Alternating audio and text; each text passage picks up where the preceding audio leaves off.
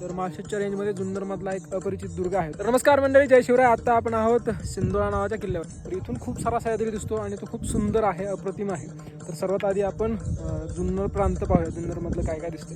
तर ह्या बाजूला बघू शकता, ही जी लांब डोंगर रांग आहे, हा सगळी हातकेश्वरची डोंगर रांग आहे. त्याच्यामध्ये हा मोठा व्ही आहे. ह्या मोठ्या व्ही मधनं एक खिंड आहे, त्याला गणेश खिंड म्हणतात. त्या गणेश खिंडीच्या मागे तुम्हाला जर थोडासा शिवपिंडीसारखा पसरत जो डोंगर दिसत असेल, तो आपली शिवजन्मभूमी अर्थात छत्रपती शिवाजी महाराजांचं जन्मस्थान म्हणजे शिवनेरी किल्ला आहे. खिंडीच्या समोर जर आला तर हा जो लांबचा डोंगर दिसतोय तर ते मांगीन देवीचा डोंगर आहे. मांगीन देवीच्या डोंगराच्या समोर दिसतोय तो हडसर आहे, पर्वतगड ज्याला म्हटलं जातं.